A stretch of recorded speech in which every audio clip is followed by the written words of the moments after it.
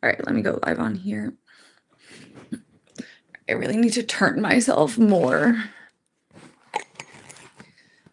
Oh, maybe I should have like cleaned up a little bit before this. But you know what? Don't mind my paint can. You can definitely, okay, well, you can still see it. So, oh, I need to paint trim today. Whatever. You know what? I don't care. I actually decided that. Where'd my phone go? I have to go live on TikTok. Again, probably should have done this before, but you know what? It is. It's. Probably should have done this before, but you know what? It is. It's. Okay.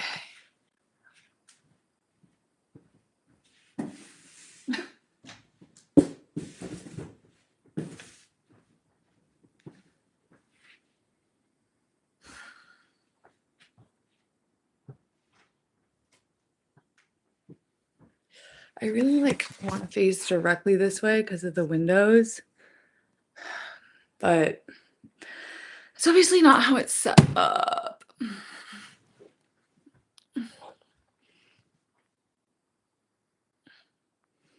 All right, here we go. Let's watch Charles's interview while we wait for Evan. Of course. Why are you so annoying? Ever since they went to Apple TV, this has just been like not helpful at all. Wait, let me message Evan. I'm gonna have to message 1 second. Sorry.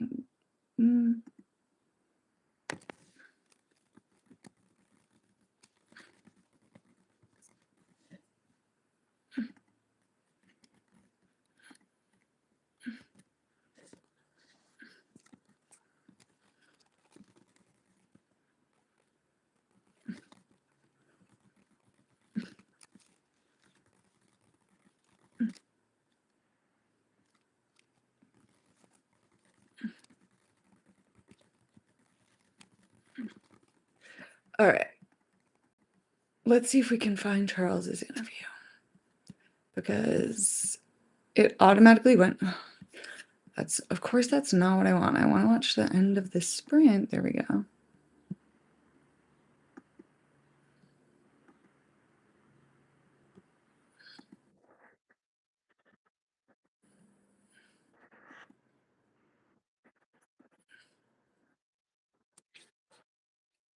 Oh.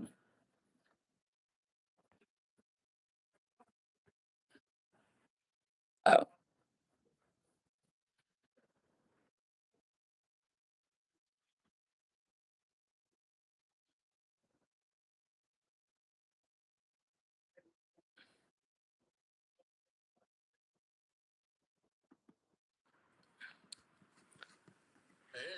Hey. Good. Kind of annoyed that you're making me do this now. You're so pushy. Look, I got plans tonight, okay? And anyways, I like the bridge lives, you know? I just feel like Session to session. I just feel like the sprint, I don't know. It is nice to get in a situation like this. It's nice to get 2 benchmarks in 1 weekend, but then it's like quali happens and you're like, "Oh, that like literally didn't matter at all." Look, I agree with that. However, I'm a glutton for punishment. And then we can do like a quali and then like quali in the race we talk about tomorrow. Yeah. This bridges us because it's something to do for the next 2 hours. Because like the one problem with sprint weekends in North America, of which there are not one, not two, but 3 this year. It's not a problem. I have shit to do. That's why I hate the sprint weekends because it's like you're just creating more work for me. Like I don't let I don't care about I didn't care about practice. And they're trying to force me to watch practice by making it count for points. That's what they're doing. And I resent it. Yeah, but like you, unfortunately, 3 hours between the end of a sprint race and the beginning of quali is not actually a long enough time to go do other things. So now we just get to do this together. I could be fucking gluing on my stupid radiator bars right now. Oh no, the radiator project. Yes, it's definitely the sprint race that is causing you to not be to not have that done yet, and not No, I painted. Listen, I painted 1,000 tiny little. It's because I tried to attach these bars in 900 ways, and none of them have worked. Your house is just your house is just a horror show. I mean, I didn't have to do this. I could have just like bought things, but How's the jackhammering? Is that done yet, or? well, I don't know if it's done or they're just not doing it on the weekends, but I hope it's not done because I mean the whole parking lot, it's nothing to me, but the whole parking lot is just dirt. So that feels like But they might just but like the thing is like getting the old asphalt up is harder than getting the new asphalt down. sure. Okay, do you want to answer allegations of George Russell being cooked? Are we on George Russell fraud watch? He's got until 6 p.m. He's got until 6 p.m. on Sunday. If I have to come on to tomorrow's live and be like, George Russell cooked, George Russell washed, I will be writing a piece for your website, which will be essentially just a therapy session of, oh my God, I can't believe my guy is cooked. Okay, I feel like 3 races. You can't press the panic button after 3 races. I feel like at least 5, and then you gotta truly start to panic. Has not led a competitive session. Yeah. Since the China sprint. Okay. Okay, but that was 2 races ago. That was only like 3 competitive sessions ago. No, it was more than that because it was a quali, a race, a quali, a race. Yeah, did you hear qualify Jordan in Japan? He's too. I think he did. Yeah, I think so. Let's look. Obviously won the race. Yeah. And then, and now, so that's 2, 4, 6 now. That's 6 competitive sessions. Yeah, okay, you're right. No, I mean, and I'm a little worried about my boy, yeah. Okay, yeah, no. I mean, listen, I'm also worried. I didn't know where your heart lay on this matter. I mean, look, okay. So, do you want my irrational fan brain right now, or do you want my rational intellectual sports fan? Both. Let's give us both. Start crazy. Okay, start crazy. George is a very emotional driver. When things start to spiral on him, they get a lot worse. And the fact that we didn't kill that spiral with the month off, because I remember 23, that back half of 23, he was much better. Yeah. Back half of 23. Once he got up, but he was in a shit run of form. And summer break fixed him. And the fact that this didn't fix him and didn't get him out of whatever he was in, concerning. Not the most encouraging sign. However, and Kimmy is showing a lot of promise. And I'm starting to wonder if this is going to slip away. Here's the copium potentially. Okay. The optimism, however you want to the intellectual side of my brain. It's been 3 races. Sprint weekends are inherently weird. Sprints are almost, at least in my non-analytical brain, sprints are seemingly less. It's almost statistically significant in the opposite way. Right. You should basically just bet against what happens on sprint week, in the sprints in normal quality. You should just bet against the sprint quality order. Charles Cole is what I'm hearing. I'm more saying Lewis is going to be 3 tenths up on Charles in 2 hours, but All right. No, but sprints are weird. The ability to get on the pace is weird. And at the end of the day, from like a Mercedes confidence standpoint, I'm not worried about this weekend at all. Like, yeah, we might not win, we might not be the fastest. Oh, I hope McLaren's not back, but it seems like they might be. No, have you've missed the big news then. I have. What's the big news? Mercedes upgrades package Canada. Okay, all right. Big upgrades package Canada. No, we're still winning. We're still winning this thing. We're still up, but it's coming. It's coming for Canada, the best country in the world. Jimmy, I will say, I'm glad because better.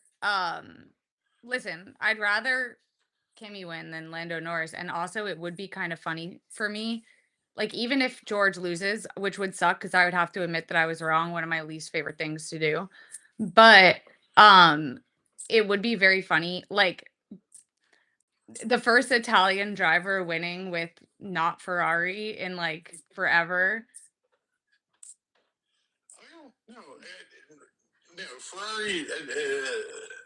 All these Ferrari fans who are like, "No, we didn't want Kimi. We just want to take Kimi in 5 years when he's actually a star driver." Yeah, and then ruin his whole. They did. That's what they do. Then they ruin their career. Then they would make them. Sometimes they go somewhere else after, but like, yeah, we know how this cookie crumbles. The other. You evil demonic institution. We'll get to the evil demonic institution more in a sec.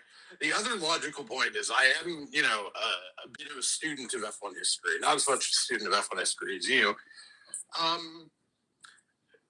We could go through the first 3 or 4 races. Well, right. A season. Valtteri Bottas used to do this frequently. What was it Australia 2019 where he did the? Yeah.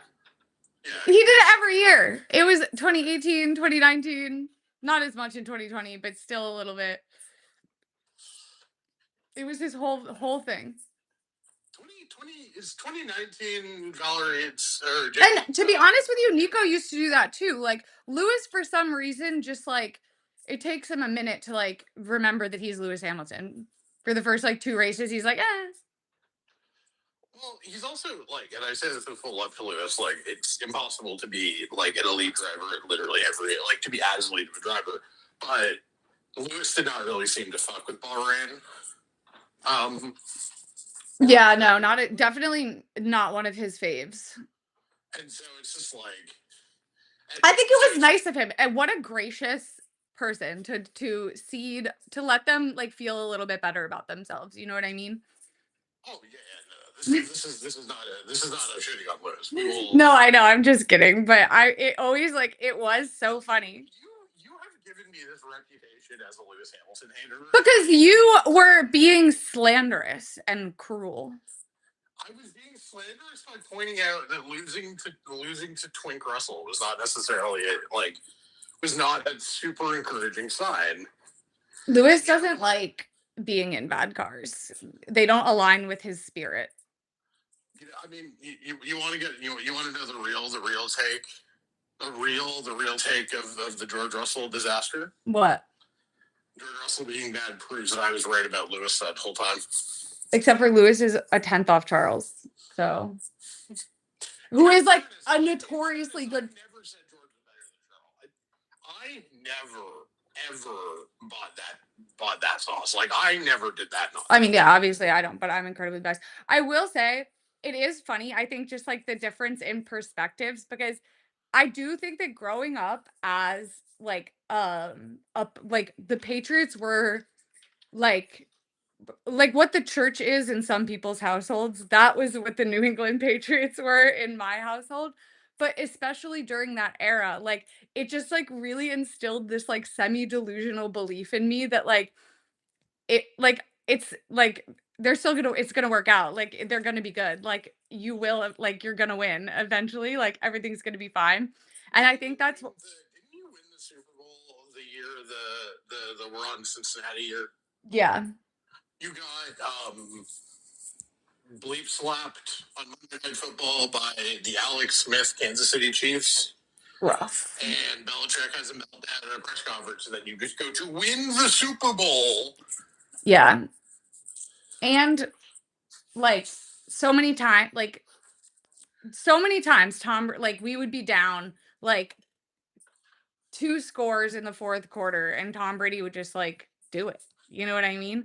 So I'm like, that's why I think the Ferrari of it all is so frustrating because it's the exact opposite of extreme confidence. even when things, Confidence in the reverse. right, even when things are going perfectly, I am like full body tensed because I'm like, what are they gonna do? You know what I mean? And I think having experience, but I also am like, I feel the same way about Lewis Hamilton. Like since I was a wee child, if you give Lewis a winning car, he will be competitive. Now, do I think he's going to beat Charles? I have a lot of confidence in Charles. Like, and nobody is like infallible. You know what I mean? Lewis is a great, like, still a great driver. Obviously, it gets harder like as you get older. Like they've all literally said that.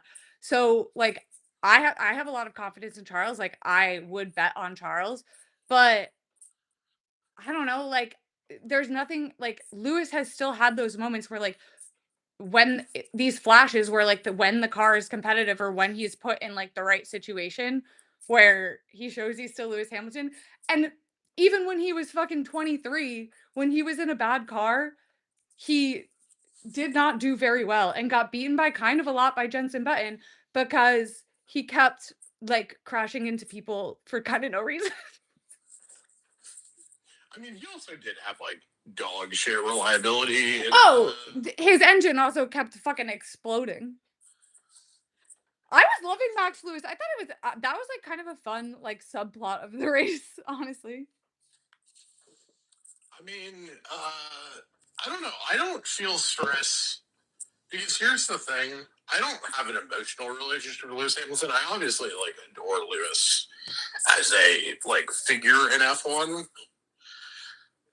and you know, because I have never seen a Lewis Hamilton championship live. I started watching sport in 22, so like I've never seen sort of like peak. I mean, I've obviously gone back and watched all of the championship seasons, but like there's this sort of. Yeah, I was defending Lewis Hamilton. In a sprint race, him and Max, give me some chaos, right? Well, that's the thing. That I wouldn't care as much. That is one thing. Right. That is one thing that's nice about the sprint races is that when Lewis and Max are battling for P6 and P7, like this actually doesn't really matter at all, except for maybe they could get damaged for qualifying. So it is like a lot more fun and a lot less stress. And that is why, like, even though like I'm obviously like Seb passed the crown on to Charles, I have loved Lewis since I was defending him in Daily Mail comment sections in 2013. So like I will always ride for Lewis, but I don't feel like stressed about his performance at all because it's the same thing with Seb. Like when people wanted to shit on him, even though he was actually doing really well in the Aston Martin, is like at the end of the day, when it comes to like the Lewis, Seb, Nico, like that generation of my faves, it doesn't, you can say anything you want. Like Lewis Hamilton has 7 world championships. So like yeah, and the especially funny thing for the trio of drivers that you like to varying degrees, it's like they all I mean, Seb should have Seb getting one at Ferrari would have been like the perfect capper, but like yeah, all of them had the careers like that you can be extraordinarily happy with, right? Right. Nico getting his one and just walking off into the sunset. No, they all had a happy ending. And I mean, if you look at Seb, he got his podium in Baku. He got the, what I still count as a podium in Hungary. Like, you still had, you had him reaching whatever, was it 3,000 laps led or some, round number of laps led at Coda 22, right? Before coming in like sixth or whatever. Like, you had those moments that sort of enabled you to do this. But yeah, no, the thing about F1 that's funny, because I'm a golf fan, and I'm currently, like, I have the golf on this week right now. I'm unfortunately watching Trump Doral. Because I'm secretly a mega patriot, um, but like, it's actually not. I heard you're voting for Ken Paxton. Anyway, continue. Let's go, Speed Birdie. Let's go. Sorry. The funny thing about F1 is that yes, it's like a competition sport, but like, a lot of these guys are just like fairly likable, right? And so I think people get really mad at the idea that you like multiple of the drivers. Like, I mean, don't get me wrong. Seb, at the end of the day, I would drop kick any of those bitches into the Monaco harbor if it meant he could win a championship with Ferrari. Don't get it twisted. But no, but I'm just not going to look at Charles Leclerc when he is not like actively my problem. right. AKA, he is not either directly in front of me or in front of George or directly behind George. And I'm just like, I don't have a problem with you. You haven't done anything. I mean, he likes Elon Musk, so I don't know. But like, he hasn't done anything wrong to me. He hasn't pissed me off in any way. So what? I'm not gonna like him. Yeah. To be fair to Charles, that was pre-Doge, but still. Oh. I mean, my worst opinion is that Doge as a concept is not actually a bad idea. The problem is letting Elon Musk run Doge. A defense contractor doing a government efficiency project is like letting a toddler organize your family's grocery purchases. Yeah, no. Again, my claim is not that Doge was a good idea. It's just that it was a good idea. It's just that I have written many an article for my site being like, no. Do I think that the organizational structure of the United States government could use someone who's an expert in such things to look at it and organize it in a way that makes literally any sense whatsoever? For sure. But unfortunately, that's never going to happen because it would require people to like actually care about policy and like the, boring details of things, which is not the case. Can we talk about how stupid the general sports calendar are?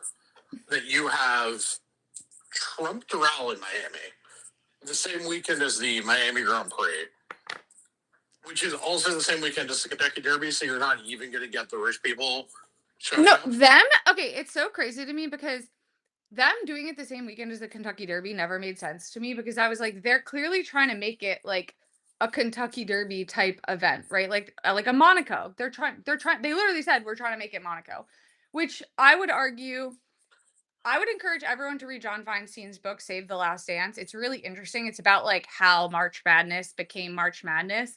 But the large part of the thesis of it is like, you can't really, all you can do is like capitalize on the conditions and like ride the wave when something like happens like this. But like, it is kind of impossible to create artificially.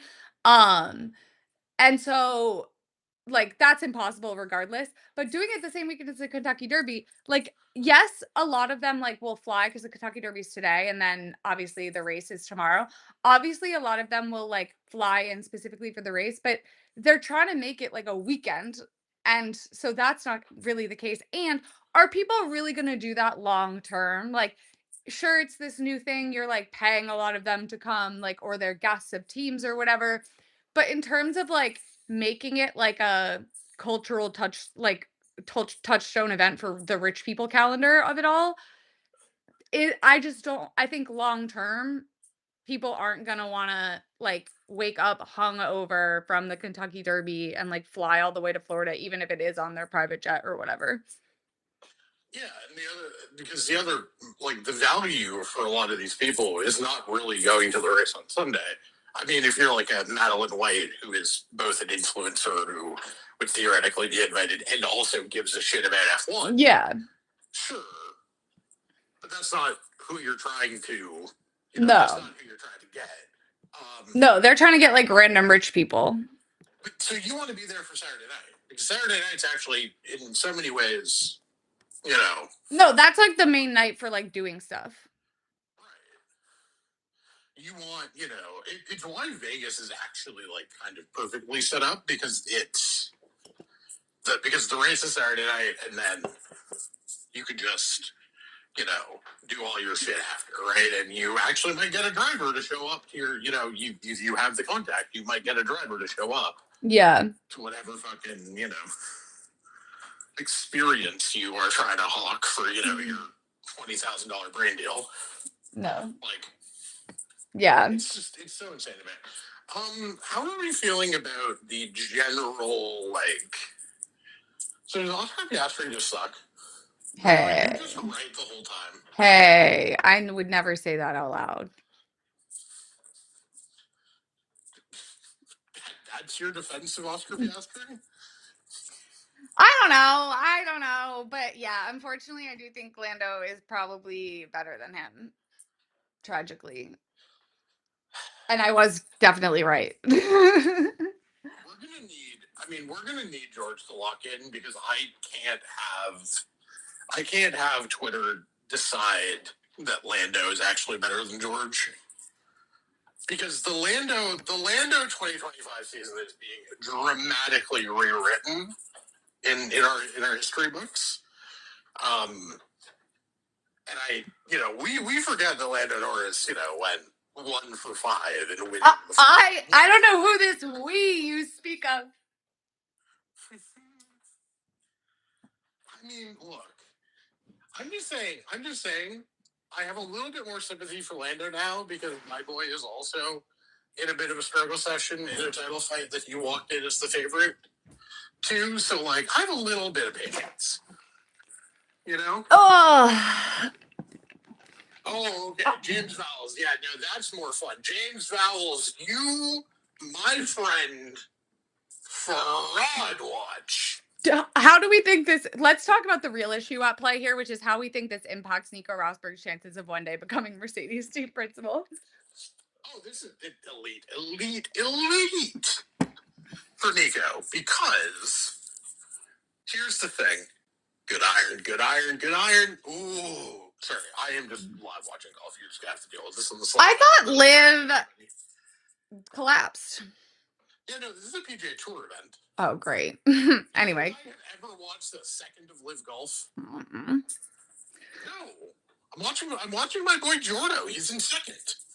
Let's go. Very, let's go. But the problem with golf is that they all look exactly identical to each other. I can't tell them apart. It's like it's really bad. It's really bad when they all are sponsored by the same company and you're just looking at like 6 foot tall white guy in white shirt. It's just the most generic white man you've ever seen like 8 times in a row. And there's 2 that have beef with each other, and I'm not entirely sure that I think they might be just the same person. And they both are like, you're such a fucking loser, like you're such a hardo. And I'm like, I think this man might be pretending to just be different people on both sides of this argument. Yes, I think this is one guy doing a bit, but I had the same problem with Chernobyl because it's much like golf. They're all wearing the same outfit and they all kind of like they just really all looked alike. And I was like, and they all have like the same facial hair. And I understand that in the military, like that makes sense, right? However, it made it very difficult. I'm like, which one is that? Oh. So here's why this is good for Nico Rosberg, okay? Mm-hmm. Because Brilliant or Darlington or I don't remember what the hell the name of the private equity firm is. They want out. They have wanted out for years because they are in the quick flip business. Yeah. And Vowles, and this is like loosely reading between the lines of what has been reported. But like, essentially, as far as it seems, Vowles presented them with a 2026 plan, right? Get us to 26. We'll be like upper midfield, and buying an upper midfield team in the first year of a reg cycle with ambition will get you more money. an extra 30% on your team valuation. Yeah. And, that will be delightful for everybody involved. And so that was the promise. And that promise of future money has sort of elevated, has sort of kept Aurelian in longer than they want to be. And I think they want out. But here's the thing. No one is buying. Yeah, I was about to say, who's buying? Because it ain't the Saudis. Well, one, so you've lost the Saudis, which were a pressure, which were going to raise prices for everybody because they were the looming giant. And it's like, even if the Saudis were not specifically interested, you could say, hey, buy us now. The Saudis, we know the Saudis want to buy our team, right? They're out. And now you've got Alpine on the market. And low-key Aston Martin, too. We know Lawrence wants to get out of Aston. You've now got a little bit of a glut of teams. And, more arguably, you've got a sort of lack of, I don't want to say lack of buyers. I think there's absolutely, people who can come in and do this. There's no shortage. Yeah, but I think the exponential growth gravy train is over. Yeah, and I think because the thing is, the other thing that happened, right, is that once they instituted the cost cap, it's the same thing that happened. Do you know who used to own the Toronto Maple Leafs? No. The Ontario Teachers Pension Plan. The public pension plan for teachers in Ontario, Canada. That is the most Canadian shit I have heard, potentially of all time. How did this happen? Because the Leafs were owned by really cheap old men for various years, and because the expectation was it's Toronto, we need to win a cup, and there didn't used to be a salary cap in hockey. They were like, well, no one actually really wants to buy this thing that could cost an infinite amount of money. Yeah. So the teacher's pension plan buys it. And they get lucky that the 0405 lockout, the only lockout to ever cost a full season, right? Yeah. That institutes a hard salary cap. And all of a sudden, this is worth so much more. Yeah. Valuation skyrockets. They end up selling for some immense multiple on what it was worth on what it was worth per salary cap. But that's where all of the jump in franchise values in the NHL came from. Right. It was from instituting the cap and then a second lockout that screwed the shafted the players even more. Yeah. The problem is that you've got owners who bought thinking it's a linear thing, and it's no, it's two essentially straight line up moments, and then small linear increases. Yeah. And that was the introduction of the cost cap in F1, because now there are hard limits on how much money you can spend, right? You cannot get dragged into needing to spend $400 million to match Ferrari, to match Mercedes, to match Red Bull. If you wanted to buy a team in 2017 and you wanted to get to the front, that's what you had to be mentally prepared to put up. Now you can't put up more than 200 a year. Yeah. Right? I will say, they still can. I would argue now there's the fluctuations in costs, adding races, that adds logistics costs. And the cost of shipping anything anywhere is dependent completely on the price of oil. So they do have the... Yes, but not... Yeah, but you can still win a championship for a lot less money than you could in 2018. For sure. I just mean that to say that the actual value of the team once it's done that jump is a little more of a risky proposition than it was before, but at the same time it's just going to flatten off. But what's interesting is I think Chris said Alpine is kind of where Williams would have wanted to be, and I would argue that Williams is the least appealing of the teams for sale because Alpine is like top of the midfield kind of.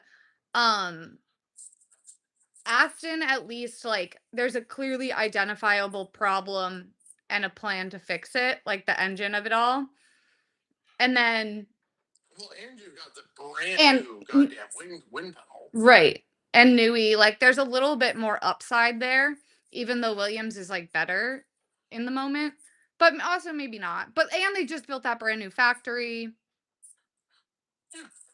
Like, I just think that there's like a real, like, I think Williams is going to sell this year, and I think it's not going to be for as much money, because the problem is, and look, this is a combo of bad luck and bad timing, but like, I think all those crashes at the end of 24, end of 20, yeah, end of 24, when Alex and Franco were just like unable to keep the Car on the road, yeah.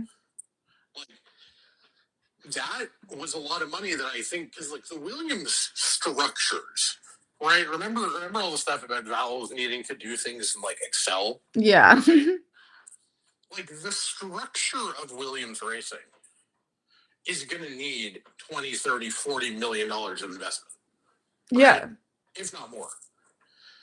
I kind of have faith that Alpine is like at least operating with like computer systems and like manufacturing processes. Yeah.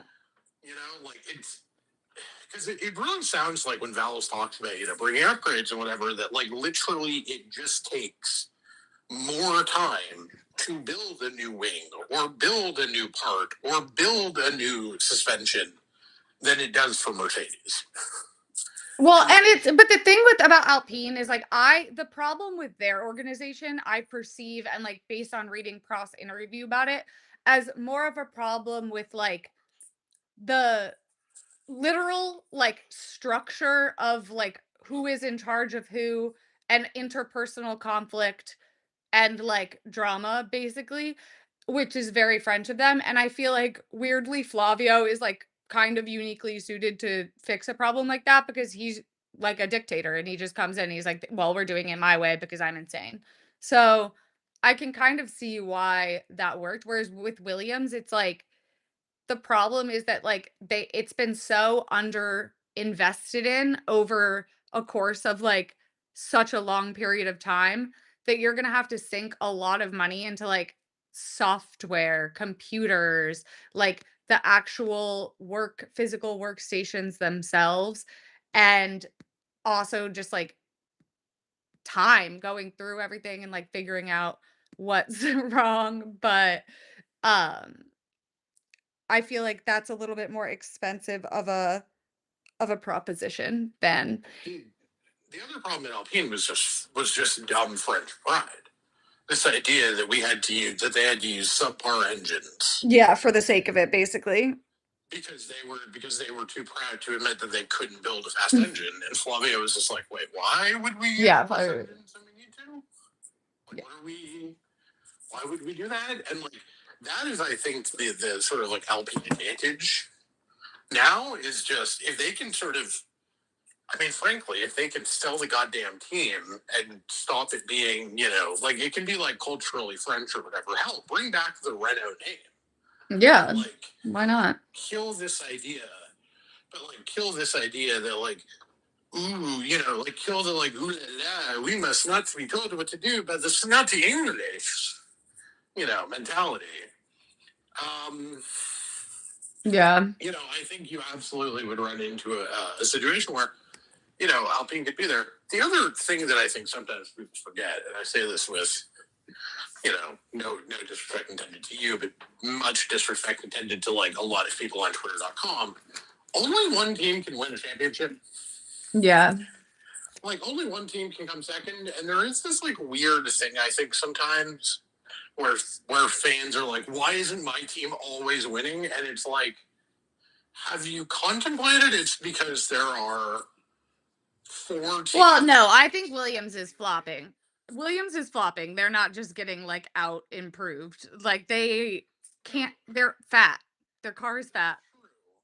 That's true, but it's just like, I don't know. I just feel like people kind of forget the fact that like there are a lot of teams on a grid and like somebody's got to be ninth. True. I'm just saying.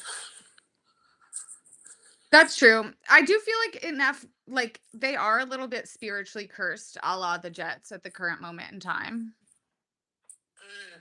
I mean, maybe if Claire Williams doesn't want to be cursed, maybe she should have let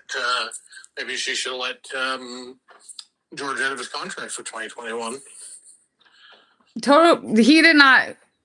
That was not Toto was keeping Valtteri no matter what. If you think Toto Wolff couldn't have gotten him out of that contract, you're crazy. Toto said he was too cheap to pay. Right. In reality, I think that that's a convenient excuse. Yes. That they wanted to keep cynical they wanted to keep Valtteri Bottas because it was a convenient arrangement.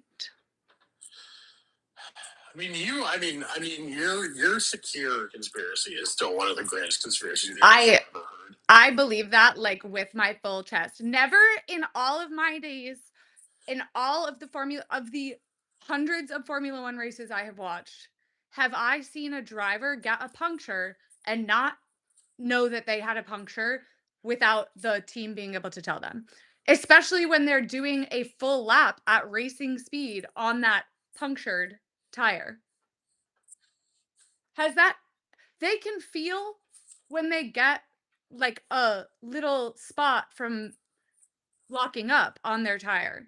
You're telling me that George Russell had a tire puncture and was unaware while doing a full lap at racing speed and was unaware while doing a full lap at racing speed? I'm not a physicist. Took me a minute to think of the word there, but I just don't think that that's possible. Right? They usually know between the two. Right away they can feel that their tire is deflating because their ass is on the ground, so they can usually feel what's going on with the car pretty well. It's a great conspiracy.